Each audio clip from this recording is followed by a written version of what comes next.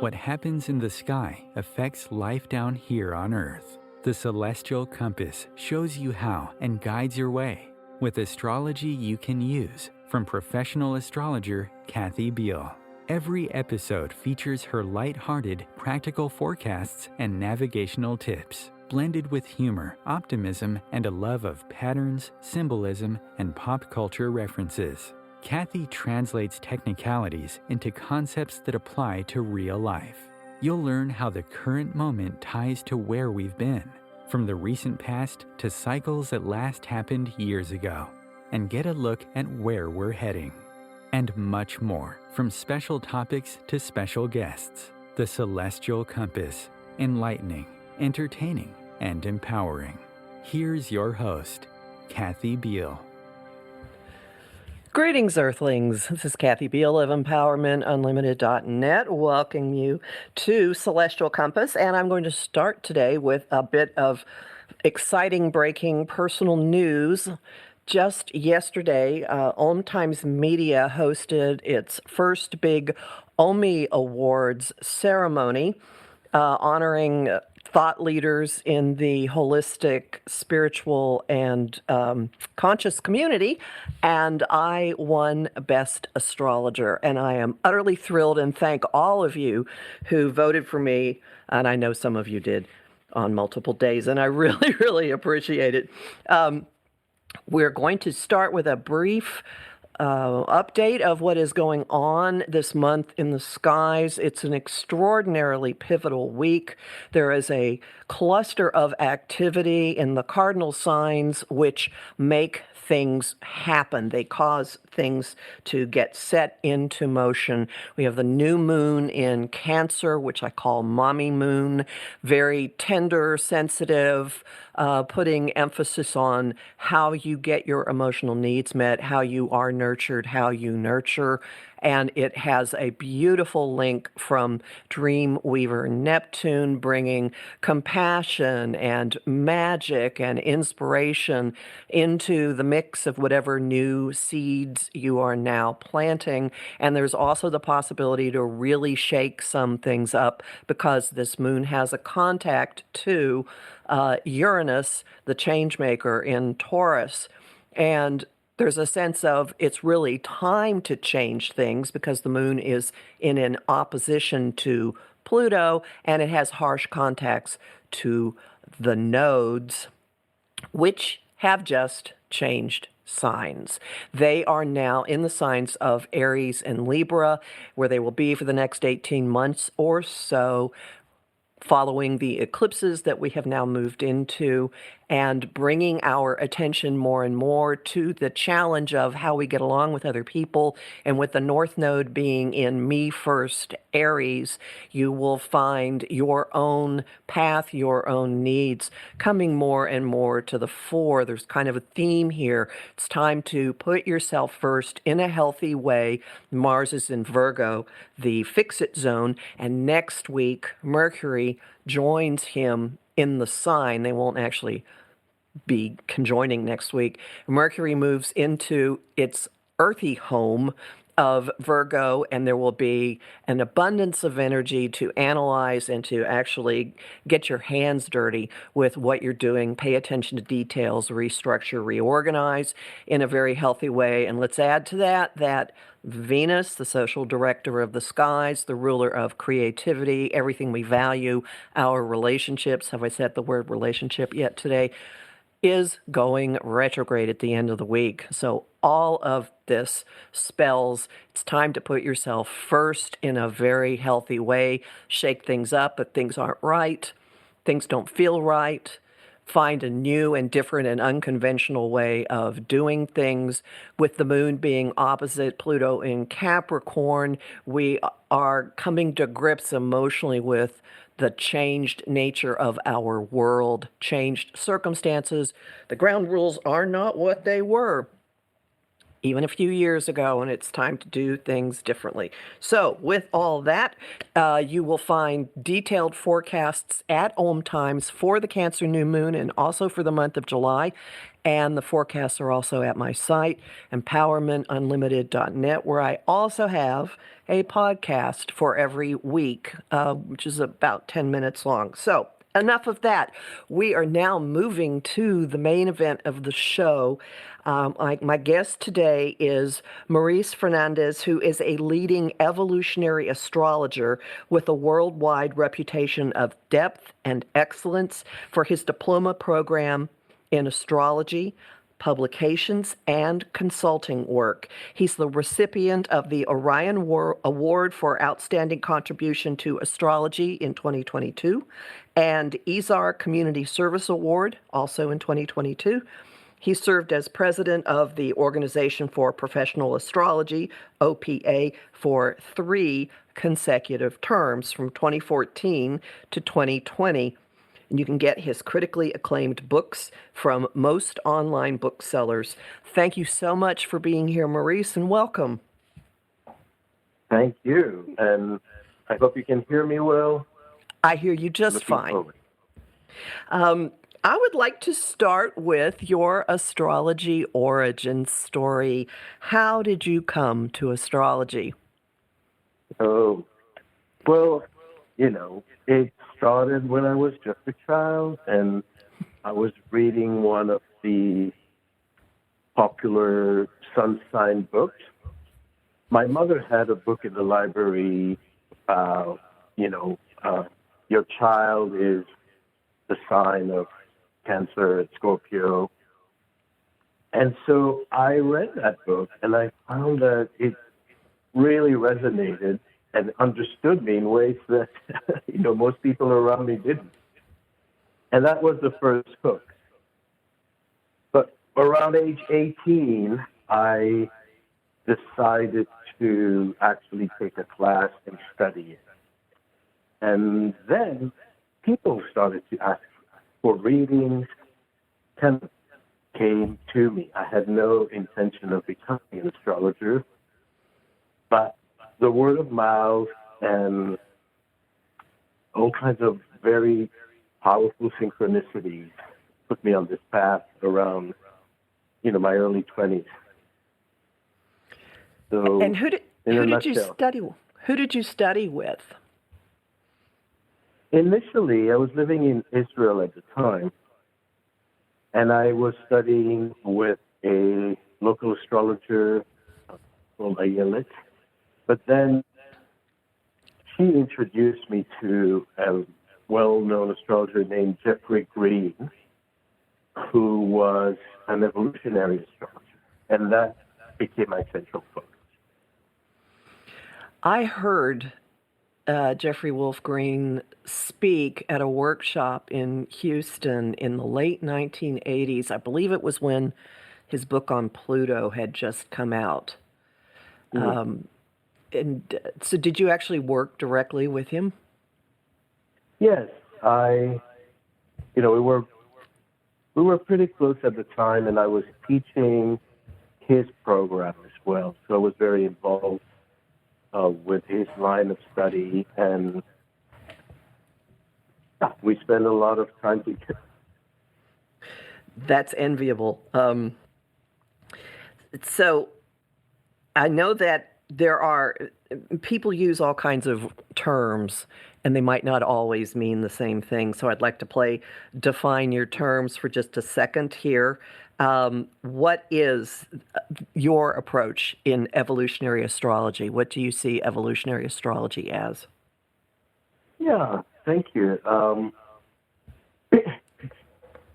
There are, it's a philosophy, it's an approach to the analysis. So the philosophy is that we use the chart to understand the soul journey.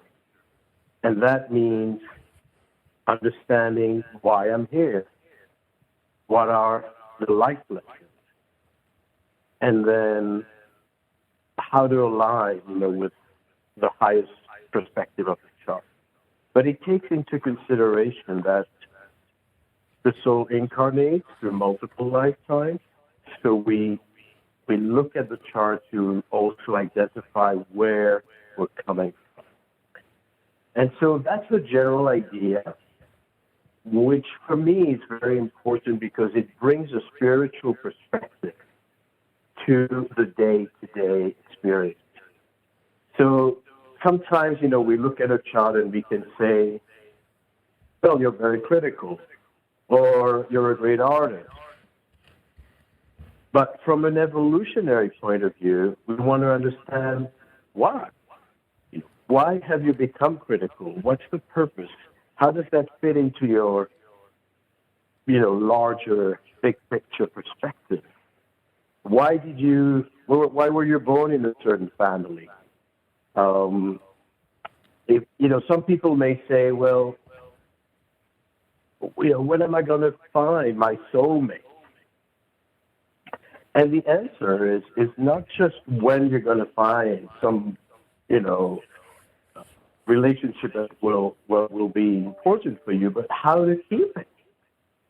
Because if you're not working on yourself, if you're not identifying the soul intention, then you may find, you may have great opportunities, and you may not be able to make it work. So, it's about really exploring the reasons behind why things happen a certain way and how to make the best of it. So it gives the client or the subject areas of, like, you might be in a big process over which you have no control, but how you deal with it, you have choices in that. Exactly. And we may say that we cannot shoot our chart, right? We're fated. We cannot change it either. So we're born with a certain alignment that reflects who we are, where we're coming from, and what are our soul purposes. But what we do with our chart is part of our free will. Mm-hmm. And that's the reason why you will find situations where people are born with the same chart, essentially twins, whether they're biological twins or just astrology twins. And they will have a lot of synchronicities. They will have a lot of coincidences in their lives, but they may not react the same way. So the challenge is the same, but the response can be different. And that's why those who share the same charts won't necessarily have the same life. So that's where, the consciousness comes in. And the family that nurtured them could have helped the traits develop in one direction differently than the other person. I mean, there are all kinds of factors here. Of course. But you can also apply this to biological twins who have the same circumstances, family circumstances. I can think of examples immediately. I can think of some fraternal twins. The first one, the first one to be born by a few minutes, a girl, very politically conservative, chose a very financially oriented life. The boy, a couple of minutes behind, very politically progressive, chose a much more intellectually interesting life. I have seen a lot of these. So yeah, this definitely does play out in reality. I also know a couple of people who were born maybe 2 hours apart within a 15-minute drive of each other, and they had very similar issues, and as you said, made very different decisions about how they were going to handle them. So this works. It absolutely works. Well, and that's the thing, as you mentioned,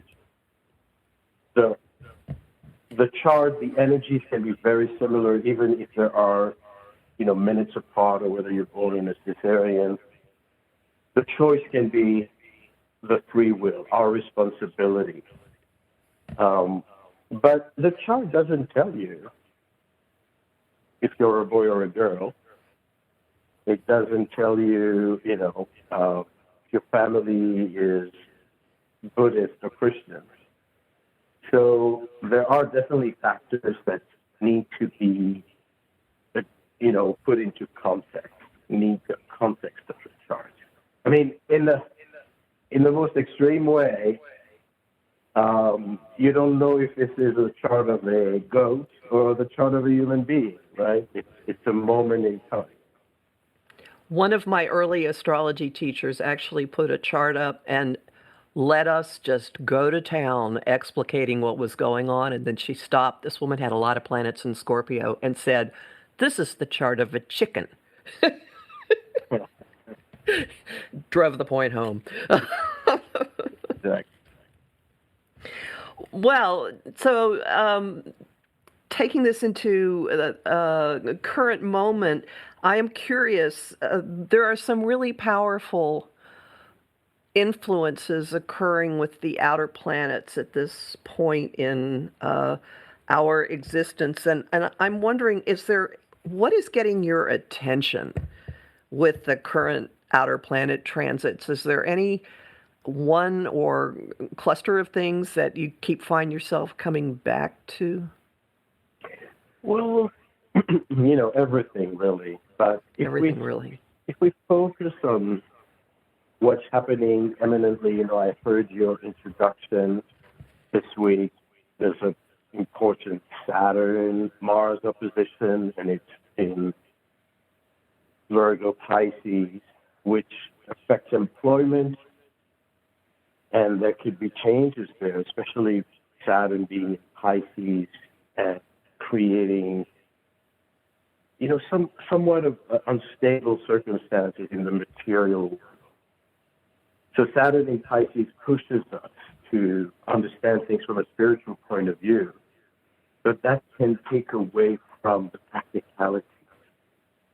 So that's one thing. But if we look at larger cycles, what is also interesting is that all the slow-moving planets are in water and earth signs now. Pluto is in Capricorn, for a short time, soon moving away. But Uranus is in Taurus, Jupiter is in Taurus, Saturn is in Pisces, Neptune is in Pisces. And so there is an energy that is much slower that can be also affecting us more emotionally. And then they're all going to move almost at the same time. I mean, within a year or two of each other, they're all going to progress into fire and air signs, which are extroverted. So we're moving from a very introverted energy to an extroverted energy where it's going to be very creative and people are, going to be more agitated. So there's a lot of extroverted energy that can both boost, enterprise, creativity, new goals, and new ideas and exploration. So that's going to happen between 2024 and 2026. And that ties into Pluto moving into Aquarius, Saturn and Neptune moving together at 0 Aries, and Uranus moving into Gemini. So there's going to be a major, major change of climate, of celestial climate. And we haven't lived through this, so who knows? I mean, we can say what the keywords are and what the energies are, but who knows how this will actually, how the collective will choose to manifest it. Of course. Think about, you mentioned what am I focusing on? I really am paying attention, obviously, to Pluto moving into Aquarius. And I invite people to check my YouTube channel where there's a series there about this progression of Pluto moving into that sign for the next 20 years. But there's another really, really powerful alignment, and I will say this is probably the most important alignment of this decade following 2020, and that's the Saturn-Neptune conjunction at 0 Aries. So these two very different planets. Neptune is spiritual, it's abstract. Saturn is very earthy and divine, and they come together at the first degree of the zodiac, 0 Aries. So that in itself is, the rise and fall of empires.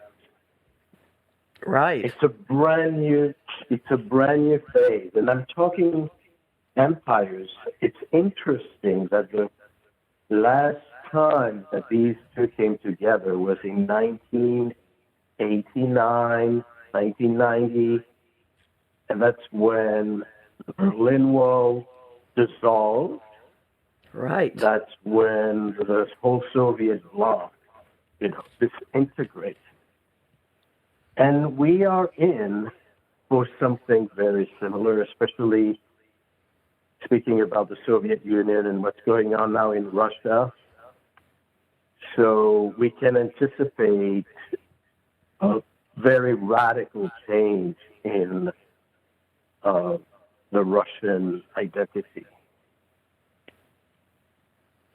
It recently had its Saturn return, so this will be, this will be very, very telling. And I keep thinking of, even though this is, I keep thinking of World War II.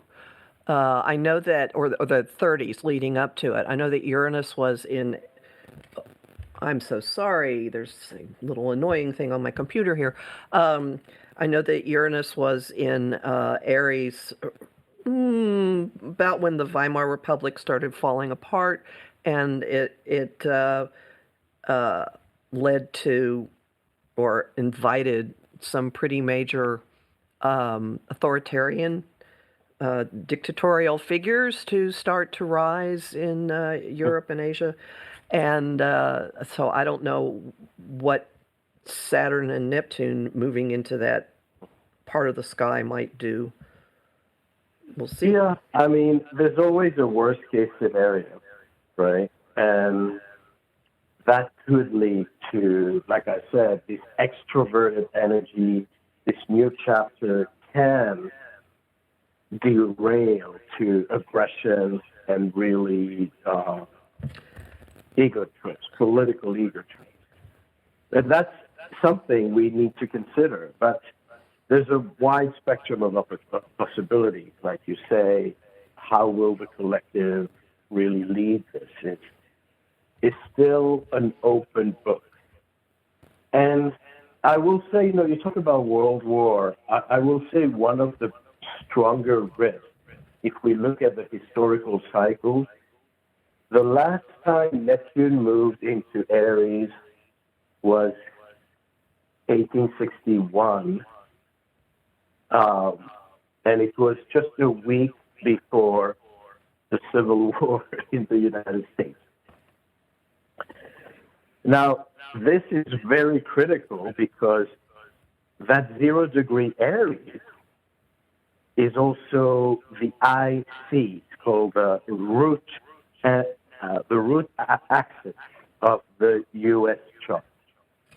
So it really is the base of what one of the charts. There are several charts of the U.S. It's called the recipient chart.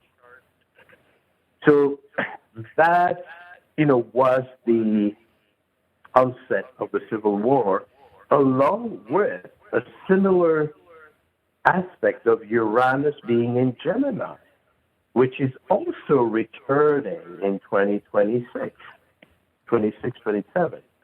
So these two planets that were active that were at those positions during the Civil War are now coming back, and we know how, we talk about the Russian bloc, but we know how polarized the United States is at this point. And you just need a spark to light a flame, and things can get very toasty.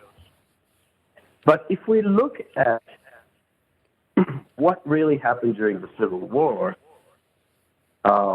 that may come up again is it was a liberation movement. I mean, some people resisted the liberation of slavery, and there was tension based on that. But ultimately, it was about emancipation and about better conditions, and so we have to trust that even if there is intensity and tension of this vision, there's a higher purpose. I just hope we can get there without shedding blood and without getting at each other's throats. But I will say the planets are intelligent. There's a divine order, and that's what we do as astrologers, is to understand that it is a cosmic clock and that these activations serve an important purpose. It's not just random things happening, without context. Oh, there's definitely a continuum. I am with you on that. I know where I would like to take this discussion, and this is a great time for a pause. So we're going to take our break right now. Everyone hang in here. We'll be back very shortly with more.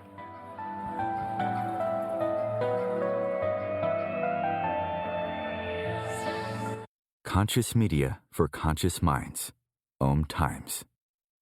Host your show on IOM-FM, the radio network of OMTimes Media, one of the more recognized brand names in the conscious community, and is backed by the extensive marketing reach of OMTimes. Hosting a show on IOM-FM immediately connects you with our extensive dedicated community.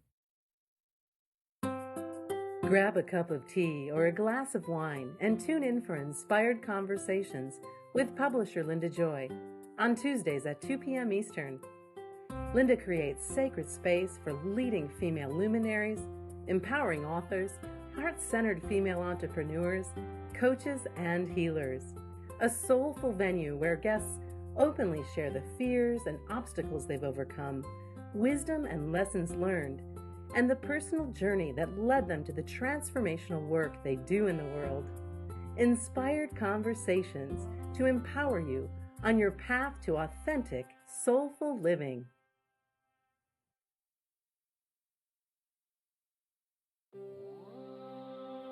Want help with your own celestial compass?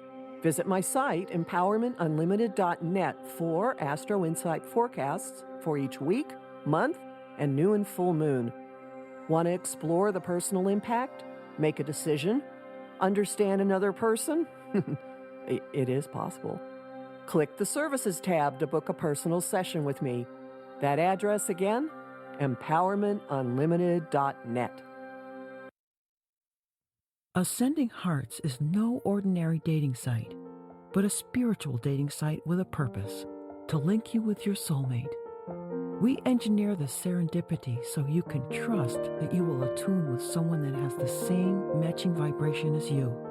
Ascending Hearts, the conscious dating site for the spiritually aware. Try Ascending Hearts for free, ascendinghearts.com. You came across someone struggling with hunger. How would you recognize them? Would you notice an 8-year-old girl who's not excited for summer break because she may not be having lunch again until September? Or a war veteran who's having a hard time landing a job and getting back on his feet? I am the 1 in 8 Americans who struggle with hunger. I am hunger in America. Hunger can be hard to recognize. Learn why at IamHungerInAmerica.org. Brought to you by Feeding America and the Ad Council. Welcome back to Celestial Compass. We're talking today with evolutionary astrologer Maurice Fernandez. And right before the break, we had been talking about the coming shift of outer planets from Earth and water to fire and air, Saturn and Neptune moving into Aries in a couple of years, and then Uranus moving into Gemini. And you had been commenting on the liberating potential of this based on historical times. But I'd like to add the liberating potential of Pluto in Aquarius to this discussion. Absolutely. And when we go back in history, and Pluto in Aquarius was a time, several phases. It returned to 245 years, roughly. So the previous time was the United States breaking away from England, and it was the French Revolution. Right. So these were very liberating experiences. The other thing that was really powerful during Pluto in Aquarius was Copernicus coming up with a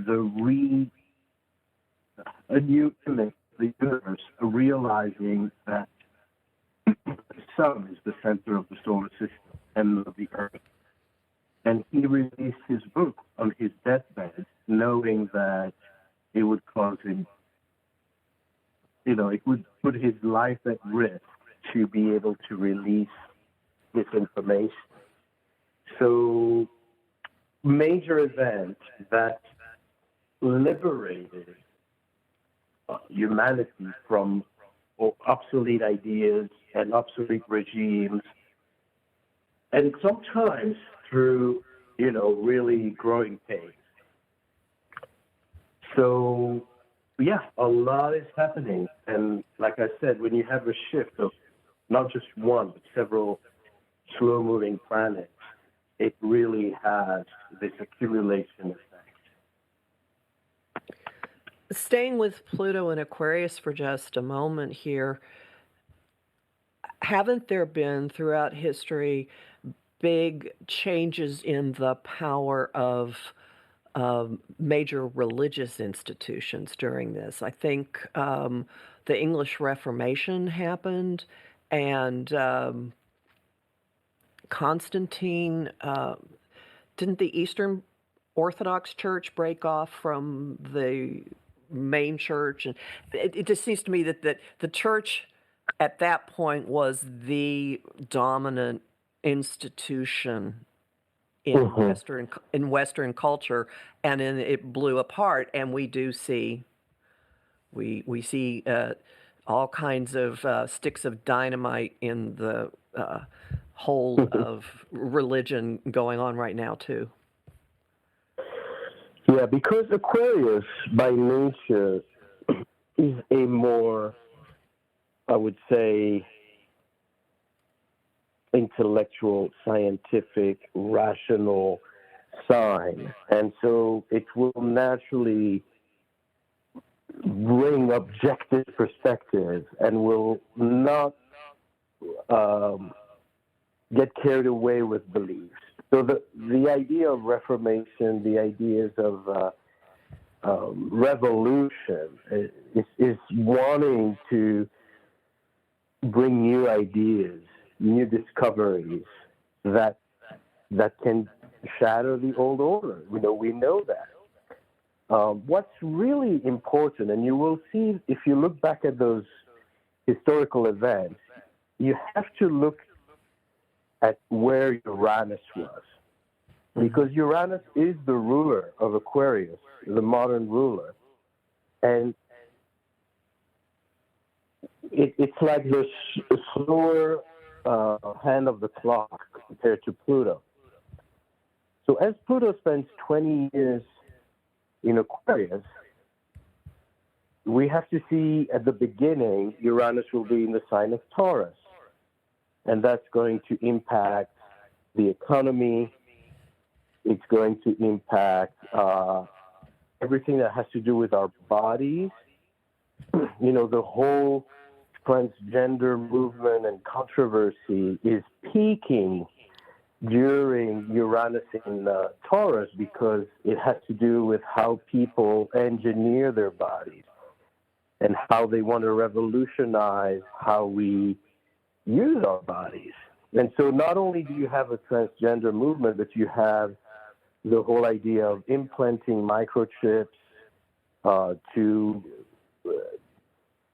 enhance human capacity and a lot of bionic discoveries and inventions. But then it moves, you know, Uranus moves from Taurus to Gemini, and that's going to shift the climate to space exploration, because Gemini has to do with learning about new environments. It's going to affect the whole educational system, and it's going to affect racial issues. So as Uranus progresses through these different signs, it gives a different direction, flavor to what Pluto Aquarius will do. And it's interesting that the peak of those historical movement, when you had the French Revolution and when you had the Copernicus Revolution, it was when Uranus was opposing Pluto. So think about an opposition as like a full moon effect. Mm-hmm. That's when you have the massive transformation. And interestingly, in this particular cycle that we're just ahead of, there will not be an opposition. So I don't know, what that means, and if we will still have a lot of changes, but it may not be as radical, maybe. And what's important, just a side note to that, is we talk about these larger cycle and historical events and how society, politics, economy can upgrade, change. It's important to understand how this applies to our own personal lives. Where are we as individuals in this big picture perspective? Because that's what we do as astrologers in our own consultation rooms, is to see where people's personal liberation, personal emancipation can occur and how we can direct them, to the right choices and to whether time is right, etc. So I want to, really say that to the listener, that they don't get lost in these big players. It's also personal. Which makes me wonder if the coming Saturn-Neptune conjunction being in Aries might have an impact of people having a much more direct relationship with the divine, with less and less of an intermediary. Oh, that would be the, best case scenario, which I think that's the purpose of Saturn Neptune, is exactly that. And it's already starting now, because Saturn is in Pisces, which is the sign of Neptune. And I remember, you asked me when we first started, how did it all begin? And the last time Saturn was in Pisces, in the 1994, is when I physically met my teacher, Jeffrey Green. So we had corresponded online, we were living in different continents.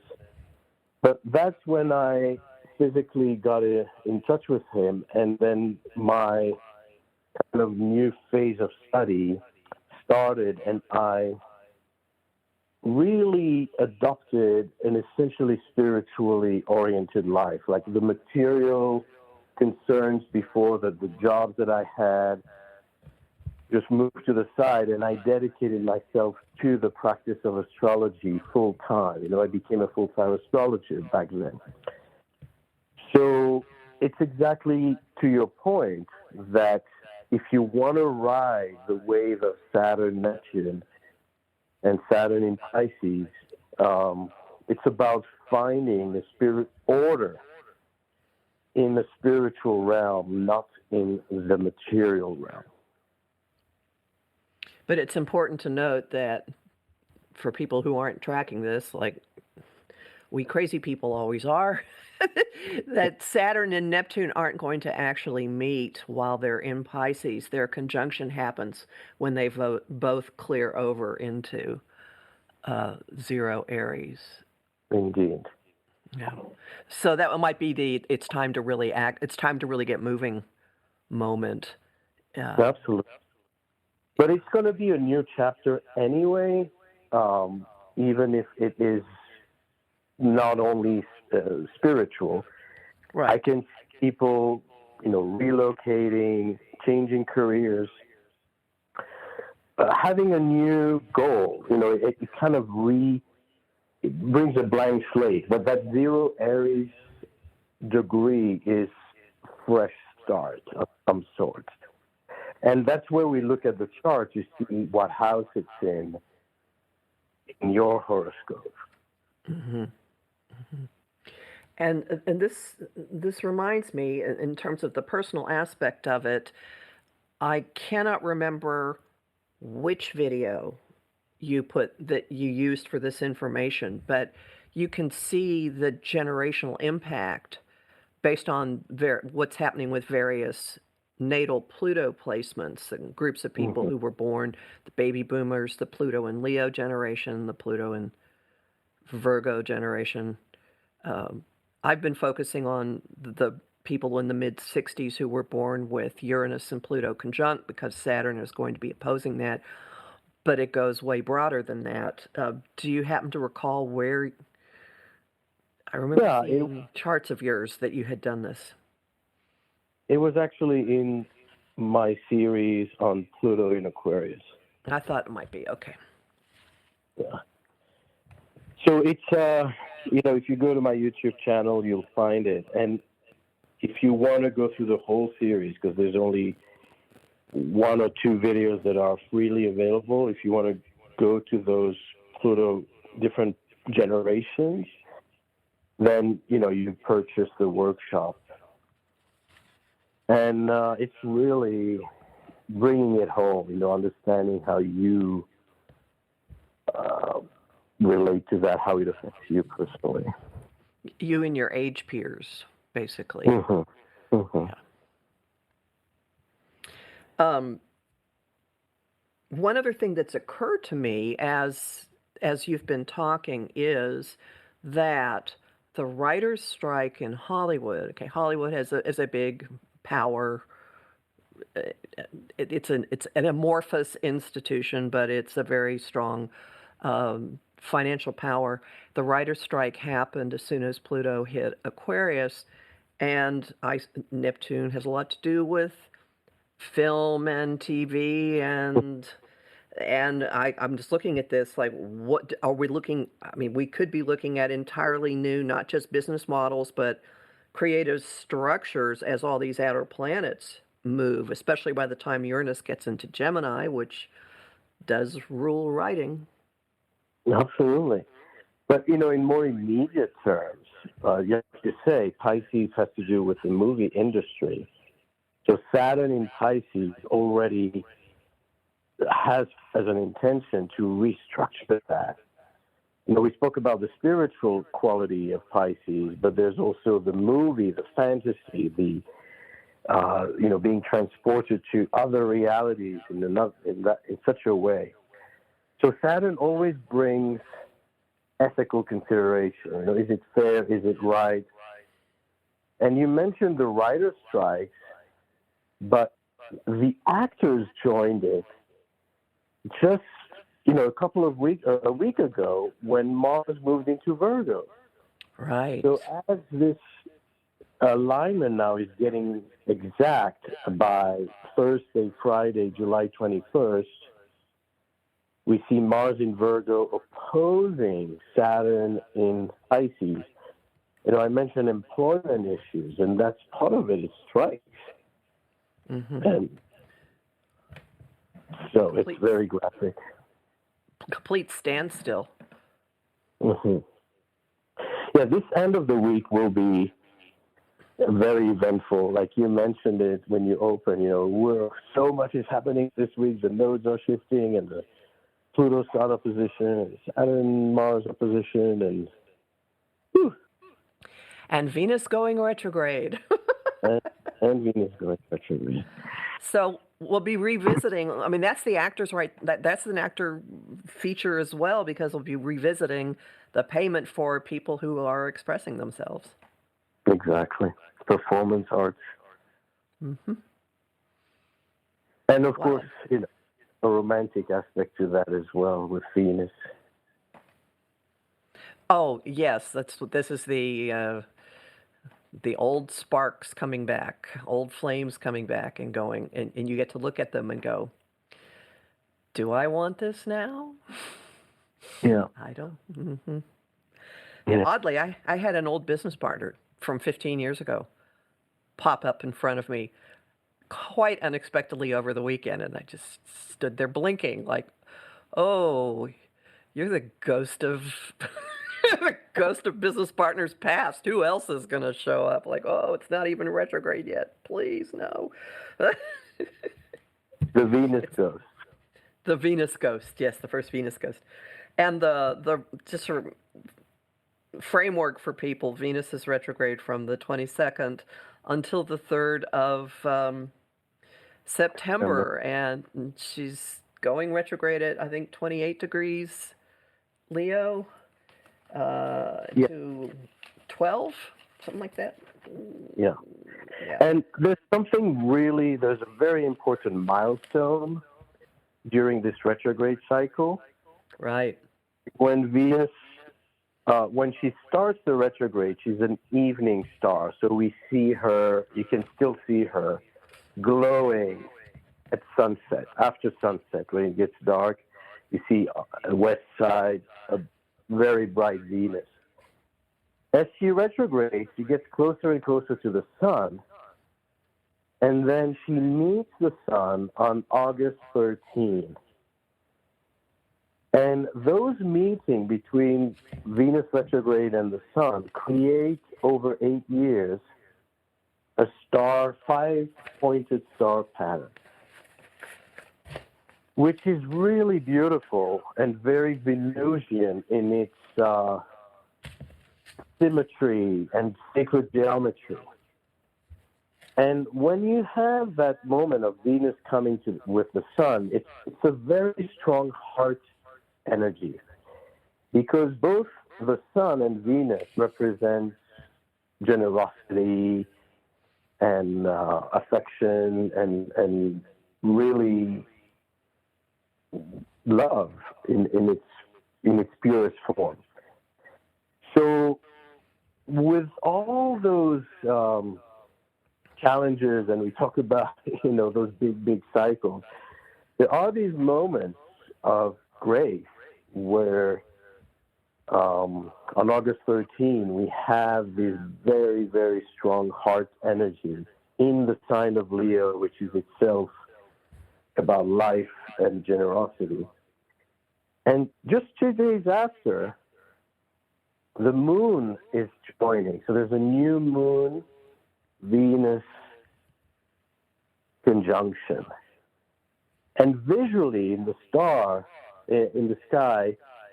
Venus and the moon can be very beautiful to us as they're very bright. But they're not going to be this time visible because it's in the beams of the sun, and we can't just see. It's blinding. Mm-hmm. So there's something very sacred happening there behind the veils of the sun. Think about this great meeting of these three bodies, Sun, Moon, and Venus, in Leo, which is very creative, very fertile.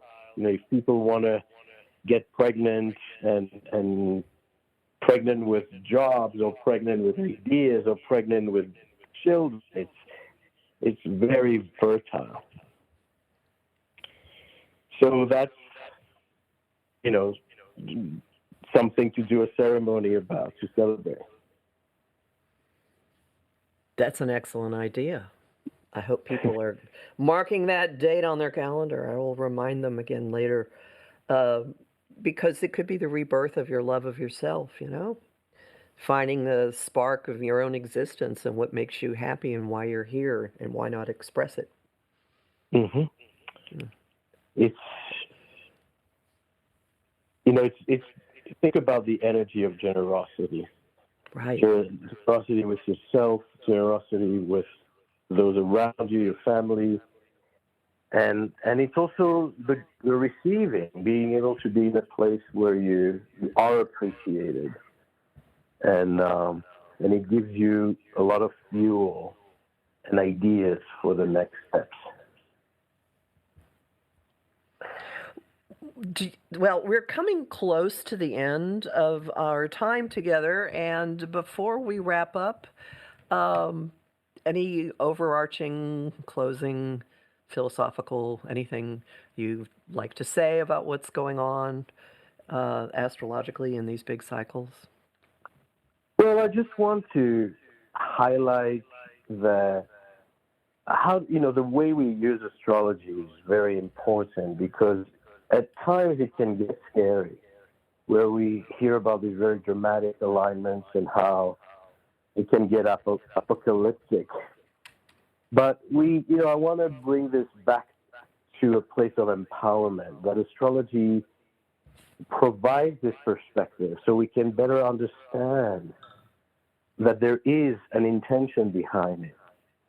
And if we study it or we are guided by it, then we can be in alignment. We can be in a place where these energies flow in a benevolent way.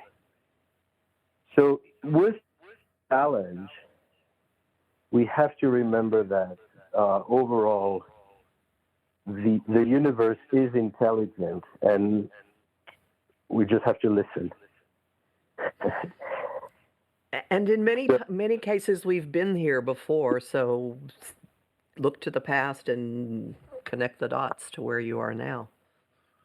Connect the dots and know that you can also, that life is not just a circle. When we look at an astrology chart and we see the wheel, picture it as a spiral. Yes. But we're not just going around in circle and cycles. Pluto returns to the same point, and Saturn returns to the same point. But it's not just chasing our tails and repeating the same broken record. It's a spiral. So these planets return to the same place, but a higher frequency or a lower frequency, for what it's worth. And so we're not just letting history repeat itself. There's always, a next step, a higher level. And that's the beauty of evolution, is that,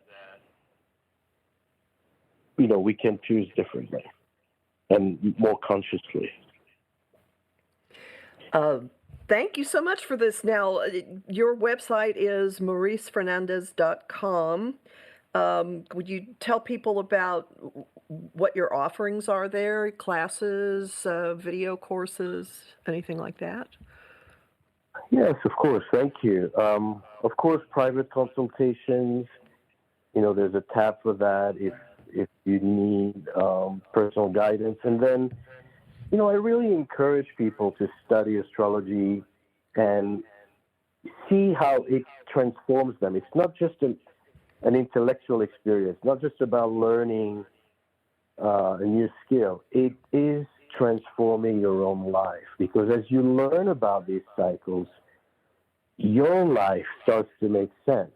I know that when I started to study astrology, it healed my depression. It healed a lot of feeling of not belonging, of not knowing what my life was about. So it can be a very healing process, and I encourage people to look into different study programs. You can buy specific workshops, or you can enroll in more dedicated diploma programs, but even just a beginner's course or learning about Chiron can already be very meaningful. And then there's more. You can see the free offerings, free videos on the website, and there are spiritual journeys to Bali and other really exciting places. So there's a lot to explore. And you have a YouTube channel too, but people can find most everything at your site. Well, they'll find the link to the YouTube, yeah. There too. Okay. Well, this has been incredibly enlightening. I really appreciate you sharing your wisdom with us. Thank you very, very much again. Maurice's website is mauricefernandez.com. And again, thank you so much for being here. Well, thank you for your generous spirit. And yes, until next time. Thank you very, very much. Everyone, be safe, okay? Bye. Yeah.